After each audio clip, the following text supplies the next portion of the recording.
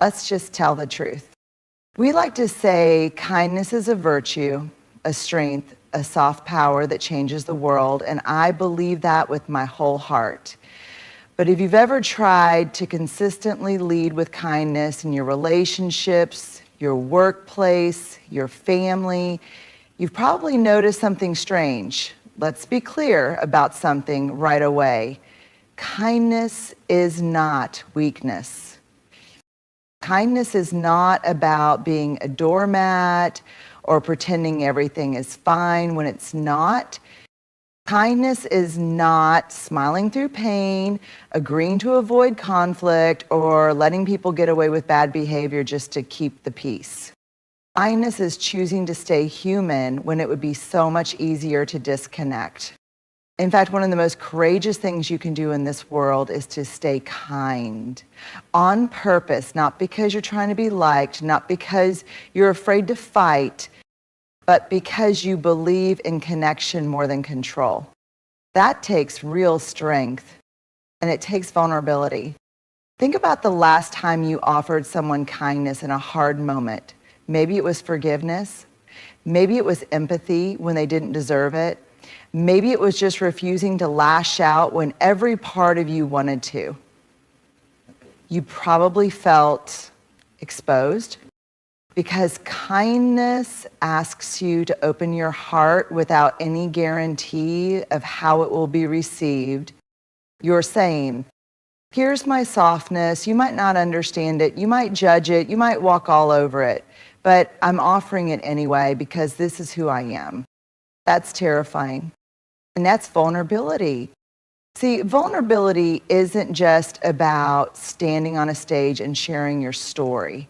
Vulnerability shows up in 1,000 small acts of kindness, checking in on someone who's been cold to you, saying, I'm sorry first, even when your pride is screaming, giving someone the benefit of the doubt instead of dragging their name through the mud. Saying I love you and meaning it without needing them to say it back. Every single one of those things has risk baked in.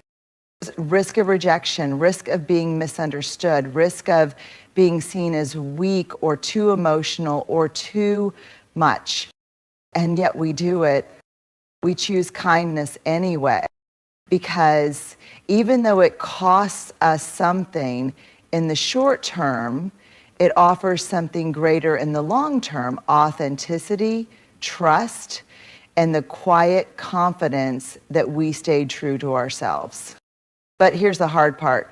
When you lead with kindness, especially when others are leading with cynicism, sarcasm, or cruelty, you become a mirror. People start to see what they've turned off in themselves. And instead of feeling inspired, they sometimes feel attacked by your softness, because your vulnerability, your choice to stay open, shows them how tightly they've closed. So yes, people might mock it. They might question your motives. They might hate the way your kindness makes them feel. But that's not a reflection of your weakness. It's a reflection of their discomfort with their own tenderness. And still, you show up. Still, you stay kind. Still, you choose vulnerability over armor, because you know that true strength isn't loud or sharp or dominant. True strength is kind. True strength is vulnerable. True strength is knowing you could go hard and choosing not to. Not because you're afraid, but because you're brave enough not to need to. Kindness doesn't just make people uncomfortable sometimes, it makes them defensive. Why? Because kindness is disruptive. We tend to think of kindness as soft, passive, quiet. But real kindness, conscious, consistent, values-driven kindness, is anything but passive. It's subversive, it rattles cages, and most of all, it threatens control. In many environments, whether it's a workplace, a school, a political system, or even a family, There are invisible power structures that keep things running. Who's in charge? Who gets to speak? Who gets to matter? And often those structures are built on hierarchy, fear, competition, and silence. And then kindness walks in, and it doesn't play by those rules. Kindness says, you don't need to dominate to be heard. We can disagree without dehumanizing. You matter even if you're not the loudest voice in the room. As expands, because when kindness is consistent, it starts reshaping the environment. It makes space for honesty, empathy, nuance, and trust. And to people who are used to operating through fear or manipulation, that feels like losing control. Let me give you an example. Let's say you work in a culture where performance is everything. People are constantly competing, mistakes are punished, vulnerability is seen as a liability. Now imagine you're the person who shows up and says, let's give each other some grace. It's okay to admit we're overwhelmed. How can I support you? At first, people won't know what to do with you. Some might appreciate it, but others, they'll say you're soft, that you're not tough enough for leadership, that you don't get it. Why? Because you're not playing by the unspoken rules, you're not buying into the belief that power means pressure or that respect is earned through intimidation. You're introducing a new kind of power, relational power. And that scares people who depend on fear to keep control. This happens in personal relationships too. In a household where one person always dominates, always decides, always deflects emotion, kindness can feel like rebellion. Because when you stop participating in blame or defensiveness, when you respond to cruelty with calmness, you're not keeping the peace, you're disrupting the system. You're silently saying, I won't play this game, I won't escalate, but I also won't collapse. And that throws people off. They're used to cycles of conflict. They're used to reaction and retaliation, and your kindness, your steady refusal to play by those patterns, it forces change or it exposes resistance. Let's be honest, kindness is political, not in the red-blue sense, but in the power sense. Because when you consistently treat people with dignity, especially those who've been ignored, devalued, or silenced, you start shifting the ground under the old structures. You say, you don't need to earn basic human respect. You're not disposable. We all belong. And that undoes the kind of power that's built on separation, status, and scarcity. So yes, when you lead with kindness, some people will see you as weak, but others will see you as dangerous. Because kindness is radical. Kindness is courageous. Kindness is revolutionary. And in a world that's gotten used to power being loud, sharp, and self-protective, your kindness may just be the most powerful challenge of all. Sometimes the reason people don't like your kindness has nothing to do with you, it has everything to do with them. Because real, grounded, compassionate kindness, it doesn't just comfort people, sometimes it exposes them. Let me explain. When you show up with kindness, especially in a world that feels rushed, cynical, and competitive, it can be disarming. Your presence feels different. Your tone, your pace, your care, they carry a kind of quiet power. But here's the paradox. That warmth can feel like a threat, especially to someone who's spent a lifetime covering up their own insecurities.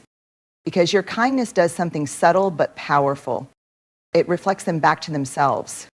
Think about it. And when you walk into a room and offer someone sincere attention, when you see them, really see them, they have two choices. Receive that kindness and feel deeply seen, supported, and valued, or shrink from it. Get suspicious of it, push it away because it touches something too tender. Why would someone reject something so good? Because kindness highlights what someone believes they are lacking. It says, you're worthy of care. And if deep down someone doesn't believe that's true for them, your kindness feels like a spotlight on their self-doubt. Here's how it often shows up. You offer encouragement and they roll their eyes or make a sarcastic comment. You show compassion and they say, don't pity me. You listen generously and they accuse you of being fake or manipulative. You forgive and they say, you're just trying to feel better than me. It's painful when that happens, especially if you're not performing kindness, but really trying to live from it. But again, it's not about you. It's about the way your kindness interrupts their inner narrative. Most people have built armor around their insecurity. They protect themselves with detachment, humor, perfectionism, aggression, or even apathy. So when someone comes along and offers warmth instead of ego, presence instead of performance, it messes with their system. You're not playing the game they've come to expect. You're not matching their tension with more tension. You're being kind without needing anything back. And that's confusing. It makes them wonder, why are they doing this? What's their angle? What do they want? Because when insecurity runs the show, genuine kindness feels suspicious. It's also important to say, sometimes people aren't rejecting your kindness, they're just not ready to receive it. They've been let down, manipulated, or hurt so many times that they associate kindness with danger. They've learned that being seen often leads to being judged. So when you show up as safe, calm, non-judgmental, it doesn't feel safe to them at all. It feels unfamiliar. And unfamiliar can feel terrifying. So again, it's not about you. But here's the real takeaway. You are not responsible for someone else's comfort with their own vulnerability. You don't need to shrink your kindness just because it makes someone uneasy. You don't need to dim your compassion because someone misreads it as weakness. And you certainly don't need to trade your empathy for armor just because someone else is still hiding. Kindness isn't about proving anything. It's not about fixing people or forcing connection. It's about standing in your values, even when those values highlight where others are still hurting. And maybe the most beautiful part, sometimes, not always, but sometimes your steady, patient kindness plants a seed. Not for instant change, but for the day when that person is finally ready to believe they're worthy of love too. And when they look back, they might remember, there was someone who saw me even when I couldn't see myself. That's the quiet power of kindness. It doesn't demand, it doesn't shame, it just offers. And for someone drowning in insecurity, that offer can feel like a lifeline or a mirror. Either way, it's sacred work. You can be kind, consistent, calm, and clear, and people will still call you weak. They'll assume you're naive. They'll assume you can be pushed. They'll assume you don't know how the real world works. And it hurts. It hurts to have something you value, something you intentionally practice, misunderstood, dismissed, or twisted into a character flaw. But we have to talk about why this happens, because it doesn't say much about you. It says a lot about what we as a culture have come to believe about power. We've been taught directly and indirectly that strength looks like dominance, that leadership looks like certainty, that if you want to be respected, you better be loud, fast, sharp, and maybe even a little intimidating. So when you show up with softness, with thoughtfulness, with patience, people don't always know what to do with that. You don't fit the blueprint they've been handed. And instead of questioning the blueprint, they question you. Here's the thing though, kindness isn't the absence of strength. It's the presence of restraint. It's knowing you could lash out and choosing not to. It's knowing you could bulldoze your way through a conversation, a decision, a conflict, and choosing instead to pause, to listen, to regulate, to stay human. That's not weakness. That's mastery. Let's be real. It's easier to be reactive than reflective. It's easier to be defensive than honest. It's easier to raise your voice than raise your self-awareness. But kindness demands something deeper. The ability to stay in control of yourself, even when you can't control what's happening around you. That's not a lack of power. That's power with roots. But here's where it gets tricky. If you're kind, especially if you're consistently kind, people will test you. They'll push your boundaries.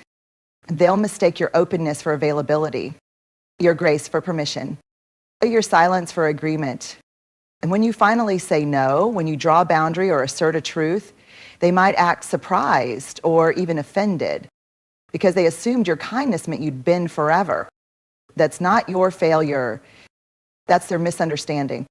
Here's what they didn't realize. You weren't being kind because you had no choice. You were being kind because you had a choice and you were rooted enough in your values to make it. You weren't avoiding conflict. You were honoring dignity, yours and theirs. You weren't being agreeable. You were being intentional. Big difference. So what do? We stay kind, but we also stay clear. Because when kindness is paired with clarity, when people know where your line is, even as you lead with heart, you stop being seen as soft and start being seen as solid. Kindness without boundaries gets exploited. But kindness with backbone, that changes rooms. It shifts culture. It rewrites what leadership can look like.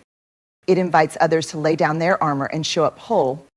And let's not forget, people who call kindness weak often do it to avoid their own emotional labor. It's easier to mock tenderness than confront your own fear of being vulnerable. It's easier to dismiss someone as too nice than admit you're uncomfortable with your own capacity for cruelty. But that's not your burden to carry. You don't have to convince people that your kindness is strength. You just have to keep living like it is. Because over time, your example will say what your words never could. This is what strength looks like: steady, grounded, human. Kindness is not just about how you treat others, it's about how you ask others to show up. And here's what most people miss. Real kindness, the kind rooted in values and integrity, doesn't just comfort people, it challenges them. Why? Because kindness holds up a mirror. It quietly but firmly says, I'm willing to meet you with compassion, but I'm not going to lie for you. I'm not going to excuse behavior that's hurtful, and I'm not going to carry the weight of your choices so you can stay comfortable. That's not cruelty. That's accountability.